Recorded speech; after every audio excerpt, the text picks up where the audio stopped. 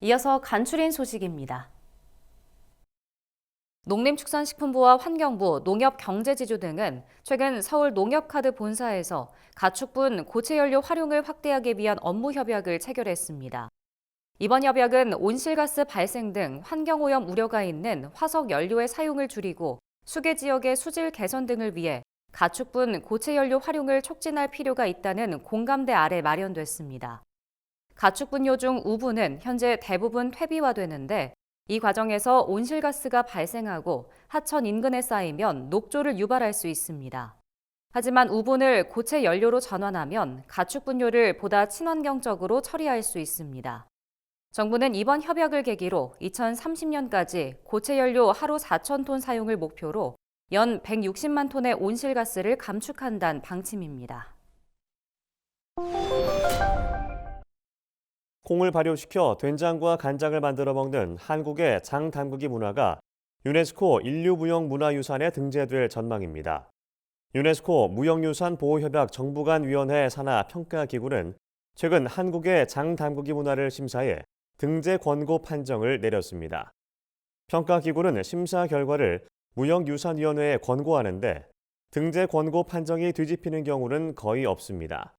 최종 등재 여부는 12월 2일부터 7일까지 파라과이에서 열리는 제19차 무형유산위원회의 논의를 거쳐 결정됩니다.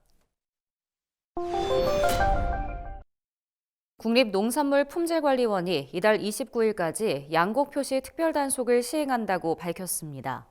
이번 단속은 햅쌀이 본격적으로 출하하는 시기를 맞아 묵은 쌀을 햅쌀로 둔갑시키는 행위 등을 방지하기 위해 진행됩니다.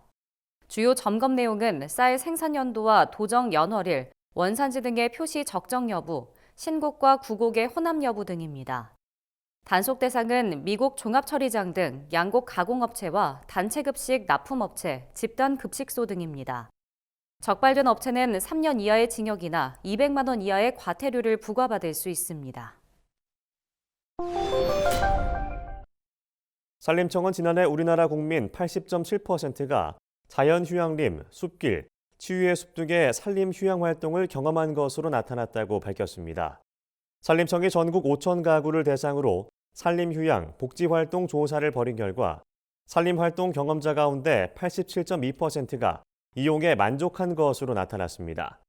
응답자의 96.1%는 산림휴양 활동이 삶에 긍정적인 영향을 미친다고 인식했습니다. 산림복지 프로그램 이용 현황으로는 숲길 체험 프로그램을 가장 많이 이용했고 향후 이용 의향은 산림치유 프로그램이 가장 높게 나타났습니다. 전남도 의회가 7일 성명을 내고 수확기 쌀값을 최소 20만 원 이상 유지하겠다는 약속을 지켜야 한다고 정부에 촉구했습니다. 전남도 의회는 정부가 10월 초 발표한 쌀 20만 톤 격리는 지난해 쌀 재고량에 대한 대책이 빠진 반쪽짜리에 불과했다고 주장했습니다.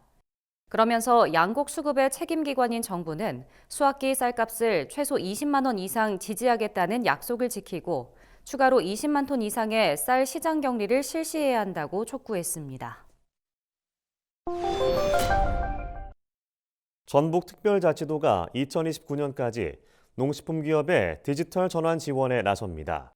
먼저 전북도는 수기 기록을 전산 시스템으로 전환해 기본 생산 정보를 디지털화할 계획입니다. 이후 ICT 기술을 활용해 공정 자동화 도입을 지원하기로 했습니다.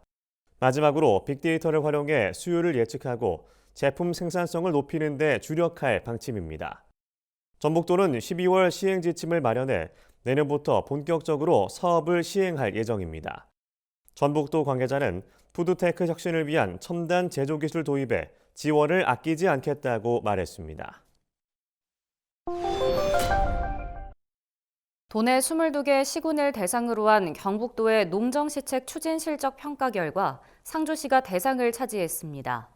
대상을 받은 상주시는 귀농 귀촌, 후계 농업 경영인 육성, 농촌 지역개발 등으로 농촌에 활력을 더했다는 평가를 받았습니다. 영주시와 의성구는 최우수 시군으로 안동과 문경시, 청도와 예천구는 우수 시군으로 선정됐습니다. 수상시군은 11일 농업인 날 기념식에서 표창패와 시상금이 주어집니다.